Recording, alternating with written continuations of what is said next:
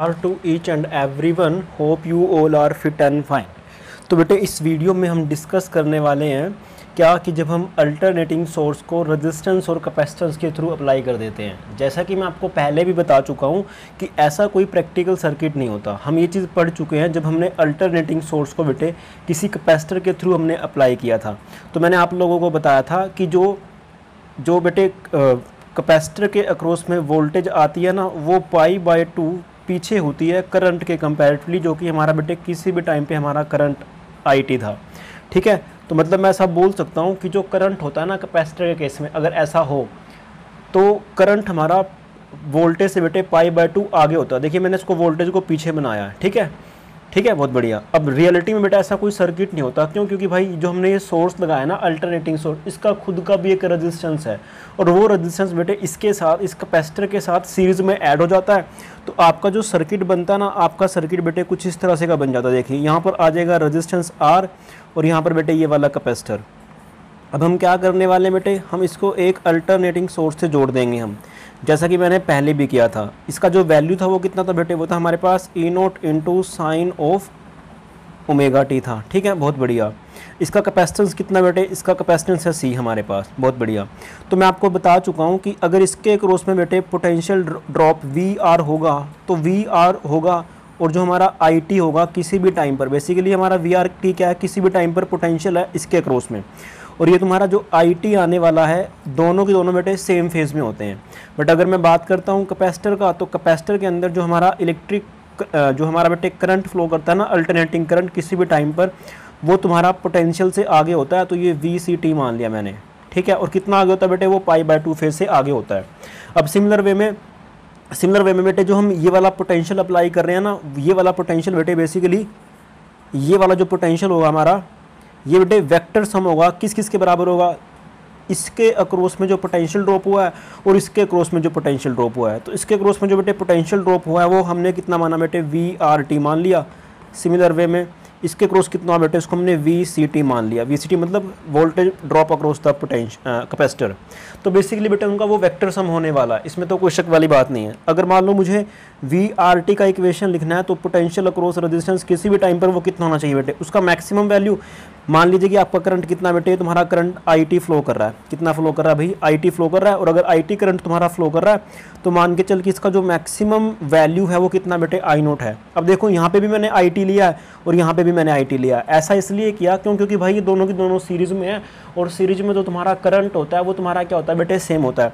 Potential drop across क्या बेटे उनका अलग अलग है, बट ये जो पोटेंशियल ड्रॉप है ना बेटे इन दोनों के क्रॉस में, वो वेक्टर सम आएगा इस वाले पोटेंशियल के। ठीक है, तो होप आप लोगों को ये चीज़ अच्छे से समझ में आई होगी।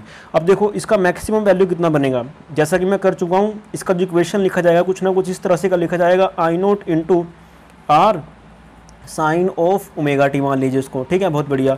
सिमिलर वे में अगर मुझे VCT लिखना है बेटे, तो मैं इसको क्या मानूंगा, उसको मानने वाला बेटे देखो I0 इंटू इस कैपेसिटर का रिएक्टेंस, हमने जिसको कितना माना था बेटे, XC माना था। और ये पोटेंशियल बेटे यहाँ पे कितना आएगा, साइन ऑफ ओमेगा टी। अब देखो ये वाला जो पोटेंशियल था ना बेटे, वो π/2 फेज पीछे था इसके वाले पोटेंशियल से, मतलब इस करंट के पोटेंशियल, मतलब करंट का, क्योंकि रेजिस्टेंस में जो करंट और पोटेंशियल है वो सेम फेज में है। तो जो आपका बेटे इसके क्रॉस में पोटेंशियल आएगा ना, वो π/2 पीछे आएगा। तो इस वजह से क्या करूँगा मैं, यहाँ पे माइनस के π/2 कर दूंगा, जैसा कि मुझे पता है मैं ऑलरेडी कर चुका हूँ। ठीक है, फिर से वही कहानी बेटे, रिपीटेशन टेलीकास्ट चलने वाला है कि मैं क्या करूँगा भाई, इसको मैं क्या मान लूँगा, मैं इसको A वेक्टर मान लूँगा, स्मॉल a वेक्टर मान लूँगा। इसको क्या मान लूँगा बेटे, मैं B वेक्टर मान लूँगा।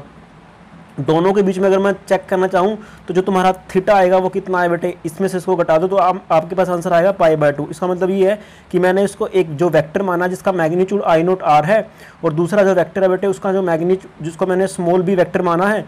ठीक है, ये स्मॉल b वेक्टर बेटे, और इसका जो मैग्नीट्यूड है वो कितना बेटे, I0 XC है। उन दोनों के बीच में कितना एंगल है बेटे, π/2 है। अब जरा ध्यान से देख, अगर मैं यहाँ पर ये बना लेता हूँ, देखिए अगर बेटे मैं यहाँ पर ऐसा सा बना लेता हूँ ना, देखो ये मैंने क्या बना दिया, ये मैंने बना दिया बेटे I0 R।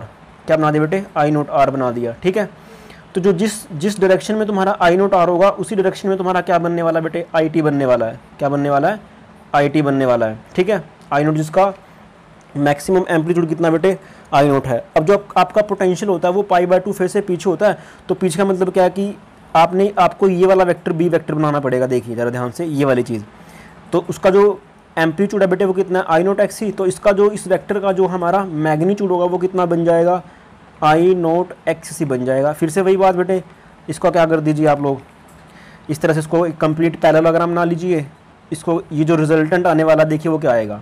अब मेरी बात ध्यान से बेटे कि ये जो बराबर है ना ई, वो इसके और इसके वेक्टर सम के बराबर है, यानी कि ये जो तुम्हारा है ना ये बन रहा है बेटे, ये तुम्हारा क्या बन रहा है याद करो, वाई नेट बन रहा है। और उस वाई नेट को आप लोग याद कीजिए, वाई नेट को हमने शायद ये लिखा था, वाई नेट बराबर R into sine of omega T plus में फाई। अब आपके पास ये जो आर आया था वो याद कीजिए क्या था बेटे, वो under root of A square plus B square plus 2ab cos of theta, उनके बीच में जो भी एंगल बन रहा था जो कि हमारा पाई/2 है। तो बेटे वो जो आया था ना आर, वो इसके बराबर आया था। तो यहाँ पे जो आर का काम कर रहा है वो कौन कर रहा है बेटे, वो तुम्हारा कर रहा है ई नोट। तो मैंने इसका स्क्वायर कर दिया, इसका आर का स्क्वायर कर दिया। तो जब आप आर का स्क्वायर करोगे तो डेफिनेटली आपके पास कितना आने वाला बेटे, वो आने वाला A square plus B square plus 2ab cos of theta आने वाला है। ठीक है, बहुत बढ़िया, शाबाश। अब जरा ध्यान से देख क्या कि भाई यहाँ पे जो आर का काम कर रहा है वो ये वाला कर रहा है, तो आर का काम अगर ये वाला करेगा तो डेफिनेटली बेटे मैं इसको लिख सकता हूँ कितना, ई नोट का स्क्वायर बराबर, ए का काम किसने करा बेटे, इसने करा है आई नोट आर का होल स्क्वायर प्लस, और बी का काम कौन करा बेटे, बी का काम करा तुम्हारा आई नोट एक्स सी। तो कितना बेटे वो आया आई नोट एक्स सी का होल स्क्वायर प्लस 2, ए का काम कौन करा बेटे आई नोट आर, बी का काम कौन करा बेटे I naught x C into में कोस ऑफ पाई/2 जो कि हमारा उनके बीच में एंगल है। तो देखो कोस ऑफ पाई/2 तो हमेशा ही 0 बनता है, तो ये वाले टर्म तो 0 बन गई। तो आपके पास क्या बचा, देखिए आपके पास बचता है बेटे ई नोट का, अगर आप स्क्वायर करोगे तो आई नोट स्क्वायर यहाँ पर आएगा, आई नोट स्क्वायर यहाँ पर आएगा। चलो मैं इसको पूरा करता हूँ। यहाँ पे बेटे कितना आया आई नोट स्क्वायर आ गया, यहाँ पर कितना है बेटे, यहाँ पर आया आर स्क्वायर प्लस में एक्स ऑफ एल का होल स्क्वायर आ गया। ठीक है, बहुत बढ़िया। तो आपने जब इसका रूट करोगे तो यहाँ पर ई नोट आ जाए बेटे, जब आप इसका रूट करोगे तो डेफिनेटली यहाँ पे स्क्वायर है तो ये रूट कैंसिल हो जाएगा, यहाँ पर आया आई नोट और यहाँ पर आया बेटे क्या R square plus X of L, नहीं यहाँ पर एक्स ऑफ सी आएगा, एक्स ऑफ सी का बेटे होल स्क्वायर। ठीक है, बहुत बढ़िया। तो यहाँ से जो आपके पास आई नोट आ रहा है वो कितना आ रहा है बेटे, वो आ रहा है आपके पास कितना आ रहा है भैया, वो आ रहा है ई नोट डिवाइडेड बाय में आर स्क्वायर, इसका अंडर रूट भी आएगा यहाँ पे, under root of R square plus X of C का होल स्क्वायर। ठीक है, बहुत बढ़िया। तो ये जो टर्म आती है ना बेटे, हमने रेजिस्टेंस में रेजिस्टेंस जोड़ा कुछ ना कुछ, उसका स्क्वायर करा फिर उसका रूट कर दिया, तो हमारे पास जो आंसर आएगा उसका भी जो भी यूनिट आएगा बेटे वो क्या आएगा, रेजिस्टेंस से आने वाला है। तो इसका जो यूनिट होता है बेटे वो क्या होता है, होम होता है। और इसको हम किससे लिखते हैं बेटे, जेड से ही लिखते हैं। इसको किससे लिखते हैं बेटे, जेड से लिखते हैं। और जेड को मैं क्या बोलता हूँ बेटे, इम्पीडेंस बोलता हूँ। क्या बोलता हूँ उसको मैं, इम्पीडेंस ऑफ द सर्किट बोलता हूँ, इम्पीडेंस ऑफ सर्किट। ठीक है, बहुत बढ़िया। यानी कि इसका जो रेजिस्टेंस आएगा ना इस दोनों को मिला करके बेटे वो इसके बराबर आएगा जेड के। और जेड तुम्हारा कितना बेटे, जेड तुम्हारा है under root of R square plus X of C का होल स्क्वायर। अब आप लोगों को मालूम है कि जो एक्स ऑफ सी होता है बेटे वो कितना होता है, 1/ओमेगा सी होता है, जो कि मैं पहले वाले मतलब पिछले वाले लेक्चर्स में करके आ चुका हूँ मैं इस चीज़ को। ठीक है, तो होप आप लोगों को ये चीज़ अच्छे से समझ में आ रही होगी। और सिमिलर वे में बेटे ये जो एंगल बनने वाला, देखिए जरा, ये जो हमारा आया ना बेटे, ये वाला वेक्टर आया, उसका जो ये एम्पलीट्यूड आ रहा है, मतलब मैग्नीट्यूड जो आ रहा है वो इस वाली टर्म के बराबर आ रहा है, I naught into under root of R square plus X of C का होल स्क्वायर। ऐसा सा हमारा रिजल्ट बेटे पिछले वाले चैप्टर उसमें भी आया था, पिछले वाले टॉपिक में भी। ठीक है, तो इसको हमने कितना मान लिया बेटे, इसको हमने मान लिया है फाई एंगल। तो यानी कि ये तुम्हारा ई बन रहा है इस वाले सर्किट के लिए, जिसका जो एम्पलीट्यूड आ रहा है, जिसका जो मैग्नीट्यूड आ रहा है वो कितना आ रहा है बेटे, वो ये वाली टर्म आ रही है। ठीक है, बहुत बढ़िया, शाबाश। अब देखो बेटे ये फाई कितना आएगा, डेफिनेटली ये जो हम इसको कैसे निकालें बेटे, टेंजेंट ऑफ फाई। तो अगर ये आई नोट एक्स सी है तो ये भी तुम्हारा आई नोट एक्स सी बनने वाला, किसमें कोई दिक्कत वाली बात नहीं है बेटे। अब देखो आप लोग समझदार हो कि ये जो वेक्टर है ना बेटे, उसका जो डायरेक्शन है वो नेगेटिव ऑफ वाई एक्सिस की तरफ है। तो इसका मतलब ये है कि अगर मुझे टेंजेंट ऑफ फाई निकालना पड़ जाए तो मैं कितना लिखूँ बेटे, ये तेरा नेगेटिव है। तो नेगेटिव क्यों माना, क्योंकि भाई इसकी डायरेक्शन नीचे की तरफ है बेटे। तो आप लिख दो इसको I naught into X of C divided by में कितना बेटे, ये वाला एम्पलीट्यूड कितना बेटे, वो तुम्हारे पास आई नोट इंटू में आर है। इसने इसको उड़ा दिया तो जो तेरे पास टेंजेंट ऑफ फाई आया है वो किसके बराबर आ गया बेटे, minus of X C by R के बराबर आ गया। अब इस माइनस का मीनिंग क्या है बेटे, इस माइनस का मीनिंग ये है कि इस सर्किट के अंदर जो तुम्हारा ई चल रहा है ना बेटे, देखो ये हमारा इस तरफ करंट है, इस तरफ हमारा क्या माना हमने, करंट मान लिया। जस्ट इमेजिन कर कि तेरे पास करंट का इक्वेशन क्या बेटे, मैं यहाँ लिख देता हूँ, जगह की कमी है मेरे पास, मुझे मालूम है। आई टी का मैंने लिखा बेटे I naught into sine of omega T लिख दिया, ठीक है, कोई दिक्कत वाली बात नहीं बेटे, मैंने जस्ट माना है। तो जो आपका बेटे इस टाइम यहाँ पे जो ये चल रहा है ना आपके पास ये वाला वेक्टर, इसके क्रॉस में ही चल रहा है ई टी, वो पता कितना आने वाला, वो आने वाला है कितना बेटे, ई नोट का मतलब क्या बेटे, ये वाली वैल्यू है यहाँ पर, इनटू में साइन ऑफ ओमेगा टी। देखो ओमेगा ये आई है, ये तुम्हारा ये है बेटे, ई है तुम्हारा यहाँ पर, तो ये जो तुम्हारा ई है ना वो पीछे चल रहा है, कितने फेज से पीछे चल रहा है बेटे, पाई फेज से, तो इसी वजह से यहाँ पे मैं माइनस के फाई कर दूंगा मैं, ठीक है। तो ये तुम्हारा क्या बन जाए बेटे, किसी भी टाइम पे ई टी बन जाएगा इस वाले सर्किट के लिए, ठीक है। देखो बेटे हो क्या रहा है, आप लोगों ने ये अप्लाई किया, बट हमें क्या मिलने वाला है, हमें ये वाली चीज़ मिलने वाली है ऐसे, जिसके बीच में कि अगर हमारे पास बेटे रेजिस्टेंस और ये कैपेसिटेंस है ना, तो जो हमारा ई और जो करंट फ्लो करेगा वहाँ पे उनके बीच में कितने का फेज़ होगा बेटे, इस फाई का ही फेज़ होगा, ठीक है। तो होप आप लोगों को ये चीज़ अच्छे से समझ में आई होगी। तो इसका मतलब ये बनता बेटे क्या, कि जो अभी मैंने आपको निकाल करके दिखाई है, कुछ चीज़ें निकाल करके दिखाई हैं, यहाँ पे जो टेंजेंट ऑफ फाई आया वो हमारे पास माइनस के X of C divided by में आर के बराबर आया, तो इसमें तो कोई शक वाली बात नहीं बेटे, ठीक है। अगर मान ली जाए, देखो मैंने वहाँ पे पहले इक्वेशन ई वाई लिखी थी, ई बराबर, अगर मैं ई को कितना मान लेता हूँ बेटे, E naught into, E naught हमारा कितना था, वो हमारा आया था बेटे I naught into under root of, इसको थोड़ा सा इधर ले देता हूँ ताकि पूरा का पूरा आ जाइए। अगर बेटे हमारा ये ई टी हमने ये माना है ना, किसी भी टाइम पर जो इसके अंदर घूम रहा है, इस वाले सर्किट के अंदर जो ई टी चल रहा है वो हमारा ही चल रहा है बेटे, I naught into under root of R square plus X of C का होल स्क्वायर इंटू में साइन ऑफ ओमेगा टी, ठीक है, बढ़िया। मैंने यहाँ लिखा था माइनस के फाई कुछ इस तरह से, और मैंने ना आई टी की इक्वेशन को क्या मान लिया था बेटे, हमने आई टी की इक्वेशन को ये मान लिया था कितना, I naught into sine of omega T. तो मेरा कहने का मतलब ये था बेटे कि ई टी तुम्हारा ये वाली चीज़ फॉलो करेगा, आई टी तुम्हारा ये वाली चीज़ फॉलो करेगा। आप इसको ऐसा भी लिख सकते हो क्या कि भाई जो तुम्हारा ई टी है ना बेटे, जो तुम्हारा आई टी है, सॉरी जो तुम्हारा बेटे क्या है आई टी है, वो तुम्हारा बेटे 5 फेज से आगे है। तो 5 फेज का आप लोग इसको ऐसे भी लिख सकते हो क्या कि 5 फेज का मतलब क्या है कि I naught into sine of omega T plus में 5, इसको आप ऐसे भी लिख सकते हो, इसमें कोई दिक्कत वाली बात नहीं है, ठीक है, बहुत बढ़िया, शाबाश। या फिर आप देखो मैंने यहाँ पे माइनस कर दिया, यहाँ पे प्लस कर दिया, एक ही बात है, इसमें कोई डरने वाली बात नहीं है। बट अगर आपने बेटे ये वाली चीज़ लिखी है ना, तो फिर उसका मतलब ये बनेगा कि जो आपका इस टाइम ई टी बनने वाला है ना, वो ये वाला बनने वाला है, I naught under root of R square plus X of C का होल स्क्वायर इंटू में साइन ऑफ ओमेगा टी, ठीक है। मतलब मेरा कहने का मतलब ये है कि जो फेज़ है ना बेटे, उनमें कितने का फ़र्क आ रहा है, फाई का फ़र्क आ रहा है, और यहाँ पे करंट आगे है किसके कंपैरेटिवली बेटे, पोटेंशियल के कंपैरेटिवली, मतलब ईएमएफ जो उसके अंदर वो घूम रहा है उसके कंपैरेटिवली वो आगे है। तो होप आप लोगों को ये चीज़ अच्छे से समझ में आई होगी। अब जो एनसीईआरटी एक्सरसाइज का बेटे क्वेश्चन नंबर है आपके पास, क्वेश्चन नंबर है बेटे 15, क्वेश्चन नंबर कौन सा बेटे 15 है। उसके अंदर आपको यही चीज़ें दे रखी हैं कि आपके पास बेटे आपने क्या करा, एक रेजिस्टेंस ले लिया, उस रेजिस्टेंस का जो वैल्यू दे रखा है उसने दे रखा है बेटे 40 ओम, कितना दे रखा है 40 ओम, और आपने ना एक कैपेसिटर अप्लाई कर रखा है, और उस कैपेसिटर का जो कैपेसिटेंस है वो कितना बेटे, वो है 100 माइक्रोफेराड, ठीक है। नीचे हम यहाँ पे चले गए, हमने एक अल्टरनेटिंग सोर्स लगा दिया यहाँ पर ऐसे, इसमें कोई दिक्कत वाली बात नहीं है। अभी जो अल्टरनेटिंग सोर्स यहाँ लगा रखा है ना, ये कितना लगा रखा है बेटे 110 कोमा में 50 हर्ट्ज़ लगा रखा है, ठीक है, बहुत बढ़िया, शाबाश।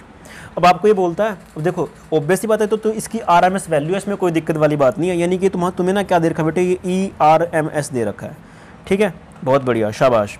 अगर तुम्हें बेटे इसने ERMS दे रखा है तो इसका सबसे पहला क्वेश्चन वही है कि भाई मैक्सिमम करंट कितना जाने वाला है। अब मैक्सिमम करंट निकालने के लिए बेटे E naught under root of R square plus X of C का होल स्क्वायर, बढ़िया, बहुत अच्छे, ये होता है। तो हमें क्या निकालना पड़ा बेटे, ई नोट निकालना पड़ेगा, और आप लोगों को मालूम है कि ई नोट किसके बराबर होता है, ERMS होता है E note by under root 2 के बराबर, ठीक, बहुत बढ़िया। अब देखो ये तो हमने यहाँ से कितना निकल जाए बेटे, ई नोट निकल जाएगा, ई नोट कितना निकलेगा बेटे, वो निकलेगा ERMS इंटू अंडर रूट 2, तो ERMS का वैल्यू कितना है 110, और अंडर रूट 2 यहाँ पर आ गया, तो ये हमारा वोल्ट आ गया इतना, तो कोई दिक्कत वाली बात नहीं है। आर का वैल्यू आपको दे रखा है बेटे कितना, वो दे रखा है उसने 40 ओम, कितना दे रखा है बेटे 40 ओम, इसने उसका वैल्यू दे रखा है, बहुत अच्छे। चलिए जी, अब आगे का जो है इसने जो दे रखा है बेटे, जो कैपेसिटेंस दे रखा है बेटे, मतलब हाँ आप लोगों को दे रखा कैपेसिटेंस की वैल्यू दे रखी है इसने 100 माइक्रोफराड, बट आपको तो XC की वैल्यू चाहिए। XC का जो वैल्यू होता है वो कितना होता है बेटे, वो होता है 1/ओमेगा C, ठीक है, 1/2 पाई एफ इंटू में सी। तो आप लोग सभी वैल्यू पुट कर लो, 1/2 इंटू 22/7 इंटू फ्रिक्वेंसी आपके पास 50 है और ये कितना बेटे 100 माइक्रोफराड है। तो 100 इंटू 10⁻⁻6 जो भी आंसर आएगा मतलब वो आंसर आता रहेगा। ठीक है, अब आपको क्या करना है, जस्ट वैल्यू ही पुट करनी है। तो जब आप लोग वैल्यू पुट करोगे तो आई नोट बराबर वो ई नोट कितना बेटे तुम्हारे पास है वो 110 √2 डिवाइडेड बाय में आर स्क्वायर कितना बेटे वो है तुम्हारे पास 40 का स्क्वायर। ठीक है, √40 का स्क्वायर प्लस इस वाले टर्म का स्क्वायर, यानी कि 2 इंटू 22/7 इंटू 50 इंटू 100 इंटू 10⁻⁻6 का होल स्क्वायर और उसका अंडर रूट बेटे। तो जब आप लोग इसको सोल्व आउट करोगे ना तो सोल्व आउट करते ही आपके पास जो वैल्यू आने वाला है वो कितना आने वाला बेटे 3.24 एम्पियर आने वाला है, यानी कि जो मैक्सिमम वैल्यू फ्लो कर रही है ना वो ये वाली फॉलो कर रही है बेटे। ठीक है, तो होप आप लोगों को ये अच्छे से समझ में आई होगी। उसके बाद आप लोगों को क्या निकालना बेटे, उसके बाद फिर से ही इसका फर्स्ट पार्ट है, सेकंड पार्ट में फिर से वही है बेटे क्या आपको बेटे टाइम लैग निकालना है। तो टाइम लैग निकालने के लिए आप लोगों को क्या निकालना चाहिए बेटे, टेंजेंट ऑफ फाई। जैसा कि मुझे मालूम है ना कि भाई हमारे पास ये चीज़ आई, देखो ये वाली चीज़ आई थी हमारे पास ऐसे, ये हमारा फाई था। ठीक है, तो टेंजेंट फाई किसके बराबर है बेटे, बात था माइनस के XC डिवाइड बाय में आर के। तो XC की वैल्यू आप निकाल चुके हो ये वाली और R की वैल्यू आप लोगों को मालूम है। तो जब लोग बेटे आप लोग इसको सोल्व आउट करोगे ना तो आपके पास जो फाई आएगा वो कितना आएगा बेटे, आपके पास आएगा 33.5 डिवाइडेड बाय में 180 पाई रेडियन आ जाए बेटे, कितना आएगा ये वाली वैल्यू आएगी। उसके बाद आसान सा काम है बेटे कि आप क्या करो, ओमेगा टी बराबर 5 ये पुट कर दो। आपको ओमेगा की वैल्यू मालूम है तो टी की वैल्यू कितनी बने बेटे, वो बनती है 5/ओमेगा और 5/2πf इंटू में 2πf। तो जब आप लोग इन सब की वैल्यू पुट करोगे, फाई की वैल्यू यहाँ रख दो, एफ की वैल्यू आपके पास दे रखी है बेटे 50 हर्ट्ज। तो जब आप सारी वैल्यू पुट करोगे तो आपके पास आंसर आएगा 1.5, आपके पास आंसर आएगा 1.55 इंटू 10⁻⁻3 सेकेंड। तो होप आप लोगों को ये चीज़ अच्छे से समझ में आई होगी बेटे। ठीक है, अब उसके बाद बेटे क्या मैं अपनी तरफ से क्वेश्चन ऐड कर रहा हूँ। जैसे मान लो आपको बोले कि भाई बताइए IRMS का वैल्यू कितना, तो आप लोगों को मालूम है, हालांकि ये बुक में नहीं है क्वेश्चन बट फिर भी आपको आने चाहिए। IRMS कितना बने बेटे, वो बनने वाला कितना, वो बनने वाला है आई नोट डिवाइडेड बाय में √2। तो इसके डिवाइड बाय में √2 कर दिया तो ये तुम्हारे पास IRMS वैल्यू आ जाएगा। उसके बाद तुम्हें बोलेगा कि बताइए इस रेजिस्टेंस के क्रॉस में कितना पोटेंशियल आ रहा है। तो बेसिकली अगर वो बोले ना कि क्या पोटेंशियल आ रहा है, कितना पोटेंशियल ड्रॉप होगा, तो इसका मतलब ये है कि आपको RMS वैल्यू बतानी है। क्या बताना बेटे, इसके क्रॉस में VRMS वैल्यू। तो ऑब्वियस ही बात है वो VRMS वैल्यू कितनी बनने वाली है बेटे, वो बनने वाली है कितनी, वो बनने वाली बेटे कितनी आई नोट इंटू में आर, सॉरी IRMS इंटू में बेटे आर। तो कितना आया बेटे, IRMS का वैल्यू है 3.24 डिवाइड बाय में √2 इंटू में, और आर का वैल्यू कितना बेटे तुम्हारे पास, वो 40 ओम है, यहाँ पे 40 है, यहाँ पे कितना बेटे वो 40 ओम आएगा। ठीक, बहुत बढ़िया, शाबाश। तो जब आप लोग बेटे इसको सोल्व आउट करोगे ना तो आपके पास बेटे जो आंसर आएगा ना वो आएगा बेटे कितना 91.64, कितना आएगा 91.64 वोल्ट आएगा। ठीक है, फिर उसके बाद बोलेगा कि इस कैपेसिटर के क्रॉस में कितना पोटेंशियल ड्रॉप हुआ। तो इसका मतलब ये है बेटे कि वो तुमसे ना वी कैपेसिटर के क्रॉस में क्या पूछ रहा है, वो RMS वैल्यू पूछ रहा है। वो किसके बराबर आनी चाहिए बेटे, वो आनी चाहिए IRMS इंटू में X ऑफ C। तो IRMS का वैल्यू मुझे मालूम है कितना बेटे, वो है तो मेरे पास 3.24 डिवाइड बाय में √2, और इसका वैल्यू कितना बेटे वो है 1/ओमेगा C, यानी कि 1/2 इंटू 22/7 1/2 पाई एफ कितना बेटे उसने दे रखा है वो 50 हर्ट्ज। कितना दे रखा है बेटे 50 दे रखा है, नहीं 50 नहीं, यहाँ पे बेटे उसने वो 60 दिया हुआ है। ठीक है, कोई दिक्कत वाली बात नहीं, आप उसको 60 कर लेना, नो इश्यूज़ के अंदर 60 और 60 इंटू में C भी तो आएगा। C कितना बेटे हमारे पास वो है 100 माइक्रोफराड। तो 100 मतलब क्या बेटे 100 माइक्रोफराड मतलब वो 100 माइक्रोफराड मतलब क्या है कि 100 माइक्रो 10⁻⁻6, तो 10⁻6 यहाँ पर आ जाएगा ऐसे। ठीक है, तो चलिए इसको मैं सोल्व आउट करने की कोशिश करता हूँ। तो कितना आंसर आएगा, तो वो आपके पास बेटे जो आंसर दे रहा है ना वो दे रहा है कितना, वो दे रहा है बेटे 60.75 वोल्ट मान लीजिए। ठीक है, बहुत बढ़िया, शाबाश। अब जरा ध्यान से देखो, हमने जो टोटल अप्लाई किया था ना बेटे, यहाँ पे 60 हर्ट्ज आएगा। जो बेटे हमने ये टोटल अप्लाई किया था ना ये 110, अब यहाँ पे कितना ड्रॉप हो रहा है, यहाँ पे हो रहा है बेटे 91.64, यहाँ पे कितना हो रहा है बेटे इसके क्रॉस में कितना हो रहा है 60.75। अब अगर मैं इसको ध्यान से देखूँ ना, दोनों का सम अप करेंगे तो 110 कितना है ये 91 पॉइंट, ये 91.64 प्लस ये कितना बेटे 60 नहीं लिखा गया 60 0.75, तो ये तुम्हारा 152 वोल्ट आ रहा है बेटे। 152 मतलब बेटा आपने तो अप्लाई कितना किया था बेटे, आपने तो 110 वोल्ट अप्लाई किया था। बट मैंने आपको बोला ना कि भाई ये वो वाले रूल फॉलो ही नहीं करता, ये स्केलर एडिशन वाले। ये कौन से रूल फॉलो करता है बेटे, वेक्टर एडिशन वाले। और वेक्टर एडिशन मतलब क्या बेटे कि मैं इन दोनों के बीच में फेज़ देखूंगा, जो भी रिजल्टेंट आएगा वो इसके बराबर आने वाला है। इनके बीच में 90 डिग्री का फेज़ अकेले अकेले की अगर मैं बात करता हूँ, तो अगर 90 डिग्री का फेज़ है बेटे तो उसको आप क्या मान लो, इसको भी आप एक वेक्टर मानो, इसको भी आप क्या मानो बेटे, एक वेक्टर मानो। और उसका क्या कर दो बेटे, दोनों बीच में 90 का एंगल है, तो 90 का एंगल है तो डेफिनेटली आपके पास जो रिजल्टेंट आता है वो किसके बराबर आए बेटे, वो आएगा 91.64 का होल स्क्वायर प्लस वाई बेटे 60.75 का होल स्क्वायर। ठीक है, वो इसके बराबर आने वाला है, समझे। तो देखो बेटे मैं आपको करके दिखा देता हूँ। ये देखो हमारे पास सर 91.64 का होल स्क्वायर, ये स्क्वायर होता है यहाँ पे, प्लस 60.75 का होल स्क्वायर। ओके, ये हमारे पास आया इसके बराबर। अगर इसका मैं रूट करता हूँ ना तो हमारे पास जो आंसर आएगा वो आ रहा है बेटे 109.94, यानी कि लगभग कितना आ रहा है बेटे हमारे पास, ये आ रहा है 110 वोल्ट, जो कि हमारा आंसर ठीक है बिल्कुल। मैंने आपको पहले ही समझा दिया था भाई, हमारे पास जो ये चीज़ होती है ना, हम उसको वेक्टर एडिशन के तरीके से फॉलो करके निकालते हैं, तो इसके जो रिजल्ट आते हैं वो हमारे वेक्टर एडिशन जैसे ही आते हैं। इसी वजह से क्या बेटे मैं वेक्टर को इंपॉर्टेंस ज़्यादा देता हूँ। मतलब मैंने आपको एसएचएम का जो एडिशन कराया था ना, कॉम्बिनेशन ऑफ एसएचएम, वो इसी वजह से कराया था। तो बेसिकली जो आपके क्वेश्चन निकल रहे हैं सारे के सारे कॉम्बिनेशन ऑफ एसएचएम का ही एक पार्ट है। ठीक है, अल्टरनेटिंग करंट को अगर तू कॉम्बिनेशन ऑफ एसएचएम सोच के चलेगा तो तुझे क्वेश्चन करने में कोई दिक्कत नहीं होने वाली बेटे। ठीक है, बहुत बढ़िया।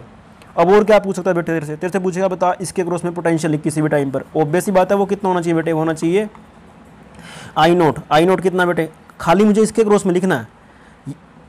ओवरऑल तो मुझे मालूम है कितना आ रहा है बेटे, ओवरऑल तो मुझे मालूम है कितना आ रहा है, वो आ रहा है तेरे पास कितना, वो आ रहा है ई नोट या फिर कितना लिख सकता हूँ इसको मैं, I naught into under root of R square plus X of C का whole square sine of omega T minus के फाई। ओवरऑल तो हमारे पास ये वाली टर्म आ रही है।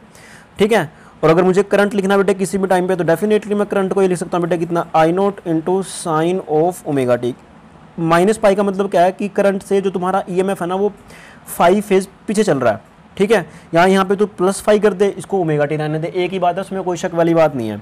अब मुझे लिखना बेटे खाली इसके क्रॉस में, तो कितना बनेगा वो बनने वाला बेटे कितना, I naught into R into sine of omega T, इसको जैसे इतना मान ले तू। ठीक है, और इसका कितना बना बेटे, वी सी टी कितना बनेगा, वो बनेगा आई नोट मतलब maximum value X of C into sine of. अब इसका जो फेज होता है वो π/2 फेज से पीछे चलता है। अगर इसमें ओमेगा टी है तो इसमें कितना बनने वाला बेटे वोल्टेज का, वो बनने वाला है π/2 पीछे, यानी कि ओमेगा टी माइनस के π/2। तो तुम्हारे पास आंसर ये वाला आएगा। मतलब आई नोट की वैल्यू तुझे मालूम है कितनी है, 3.24 है, मतलब आर की वैल्यू कितनी है, तो सब वैल्यू पुट कर ले तो तेरे पास ये वाली इक्वेशन आ जाएगी किसी भी टाइम पे इसके क्रॉस में जो पोटेंशियल चलने वाला है। बट इन दोनों के क्रॉस में जो ओवरऑल चलेगा वो हमारे पास इस वाली इक्वेशन को फॉलो करेगा, ये वाली इक्वेशन को फॉलो करेगा या फिर इस वाली इक्वेशन को फॉलो करेगा। ठीक है, तो मैंने आपको ना इस चीज़ से आपको आइडिया दे दिया कि क्वेश्चन हमें किस तरह से सॉल्व आउट करने होते हैं।